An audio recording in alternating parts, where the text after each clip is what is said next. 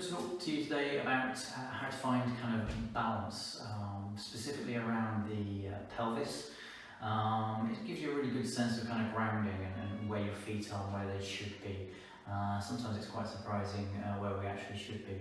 Not necessarily all the time.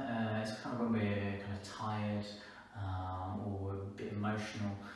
These are the times when we go to our kind of lazy postures. For example, this is me kind of standing relatively grounded at the moment. If I get tired, maybe I'll push my pelvis all the way over there.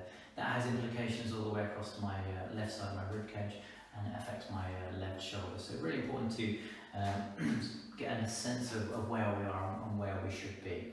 So this exercise is all about finding that. Now, if you don't know where the perineum is, it's a really important thing to know for this exercise. Very graphic description, but it's basically between your anus and your genitals, basically.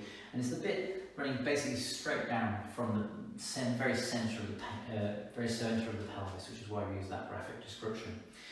So if you now imagine that you've got a pencil popping out of there onto the floor, and we want to draw an infinity sign. So for those who don't know what an infinity sign is, it's a sideways 8.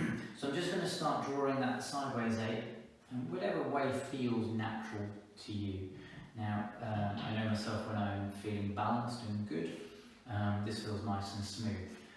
Don't know if you'll be able to see this on the camera, but I'm just feeling a little bit more kind of limited through this left side. That's all fine. Might feel quite smooth, might feel a bit kind of chunky, as I like to call it, a bit kind of lacking fluidity. And the way we find the centre is we literally do a smaller and smaller movement with that infinity sign that we visualise.